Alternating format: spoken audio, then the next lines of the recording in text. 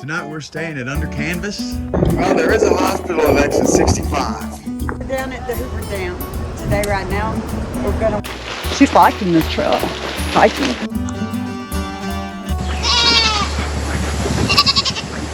That is the house.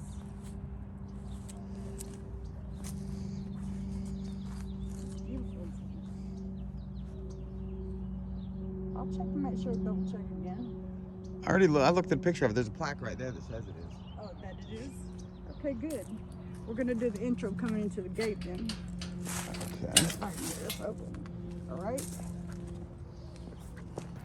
All right, we're still in Utah, still seeing some great sights. And today we thought we'd bring you to the Heinrich Gubler house. Heinrich Gubler is a very interesting fellow.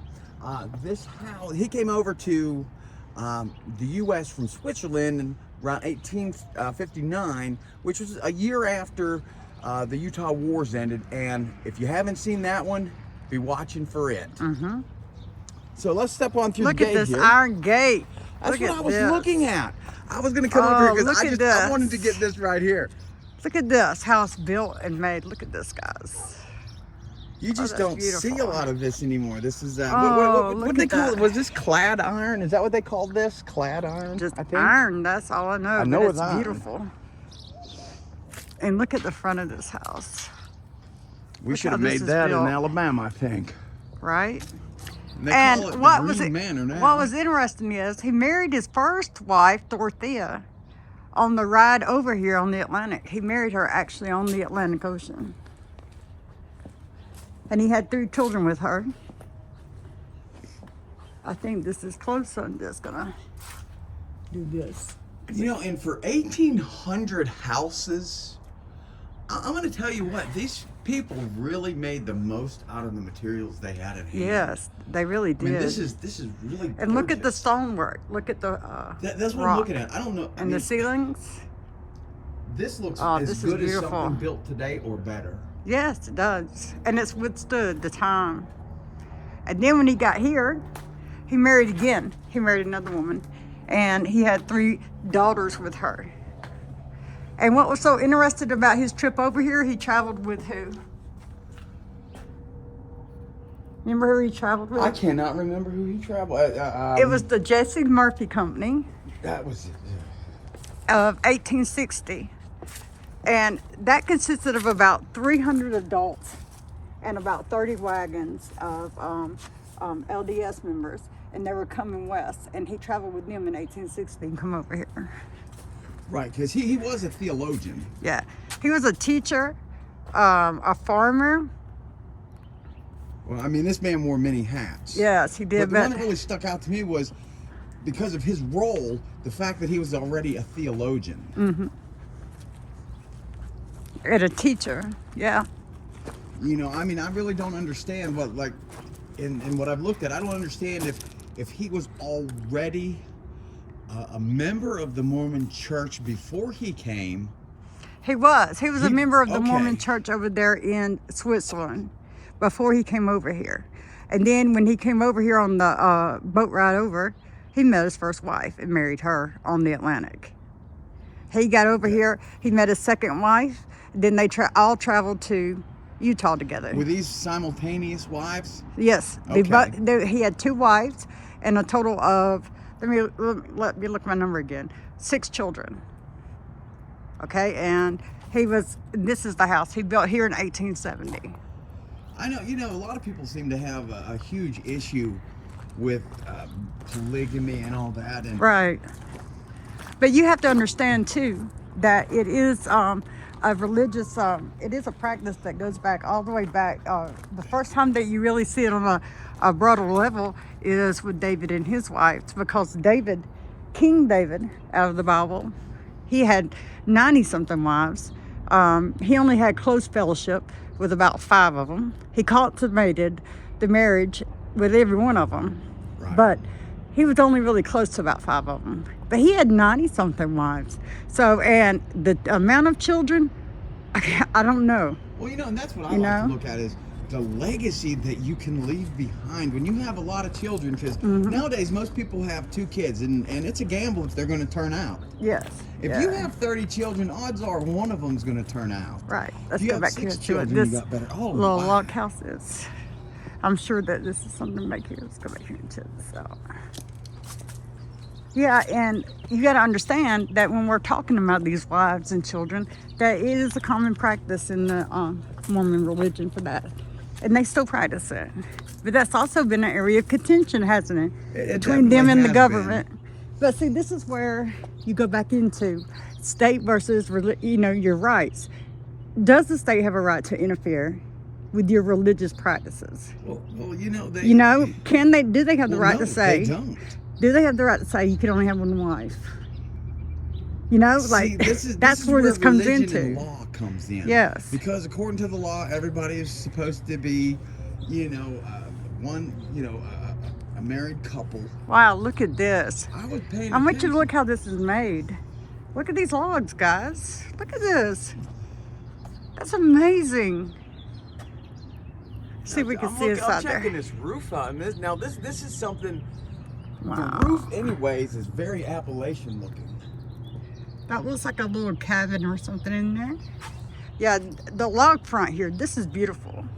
That is simply Absolutely gorgeous. beautiful. Look at this. Yes. It's definitely aging. Right. But the thing is out here, stuff ages so well. Oh, Like, wow. Look at the you side just of don't that. have the moisture and rock that we do. The windmill that, is, what is that on Family Guy? Peter would say, better days, better days. But the windmill's still standing. Yeah, and this guy, so he taught and he helped with building with the tabernacle and the church here, in which we're going to cover that in an episode.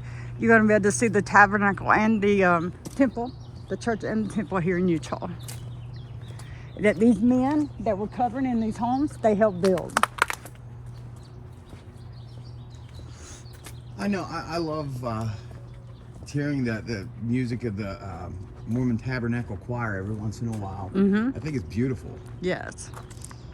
And one of those people's houses that we're covering, he helped directed the choir. I noticed something about a lot of these houses out here Yeah, too. look at that. On their upstairs, where they have, it's covered, but they have a balcony on the upstairs that you can come out on a lot of these, Right. rather than just a roof. All of them have that. You can see this up there, what he's talking about, guys, out here. Yeah, and we do that, in some places, but not as much. No. Like when we was at Lookout Mountain, that the house we went to up there, gosh, can't remember the name of it now.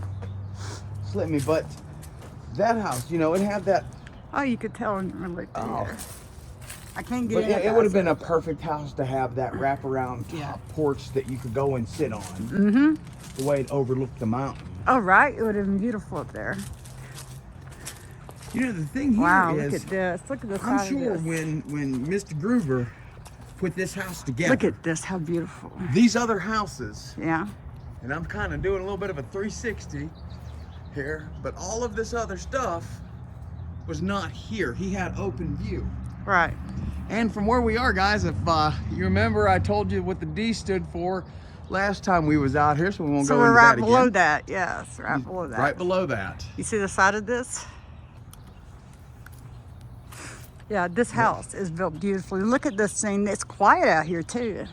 See this driveway? That was probably the original Yeah, I was round kind of driveway that here. too. I mean, we're in kind of the heart of St. George, Right.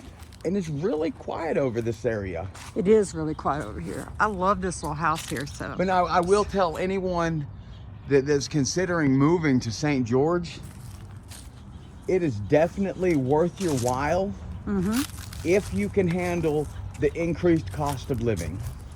Oh, right, exactly. Because I'll give you an example. Eating lunch by myself, I had a medium pizza and 2 20-ounce drinks, and it was $40. And that's yeah. Pizza Hut, guys. That's not like, I'm not going extravagant. Well, yeah, even McDonald's is expensive out here. Yes. And while we're covering these historic homes, we're going to remember that these were all pioneers, that Brigham Young himself asked to come over here and help settle the That's West. right. Yeah, I'm glad You you got brought to it go in, back man. to that. You got to think about the faith of these men, the strength that they had, and the faith they had in God, right? And Brigham Young had faith in these men. He depended on these men to get his tabernacle built, to get the church built, to get the community built. Even though they come out here with this idea about cotton, they quickly changed, they adapted, and now they've succeeded. Look at this place. I mean, it's Well, and beautiful. the thing that gets me with Brigham Young too is I think he was a very intelligent man. The same as I think General Lee, was a very intelligent man. They just didn't think everything all the way through.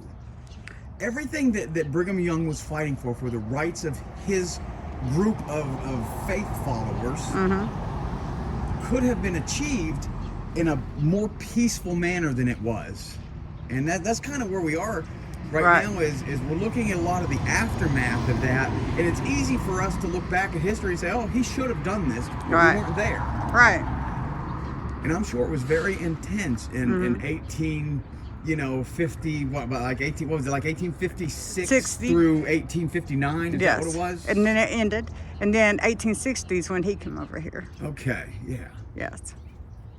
So when he came over here, it was 1860, and he built this, and he was here. No, he built the house in 1870. He was here in 1860. He came over with the Jesse tribe, the Jesse train in But 1860. it's even a front balcony on this, and I'm zooming in. Look at that design they put over the window. I don't know if that's just a design somebody. I don't know if that's a design somebody came up with. I think these are all classic 19th century designs, and inside it's mainly an adobe. If you see, it's got like an adobe style. But on the inside, what you're going to see is a curved staircase that goes up the left and right side of the house that goes up to the top floor. That's how they built that in the 19th century, and that's how that's designed inside.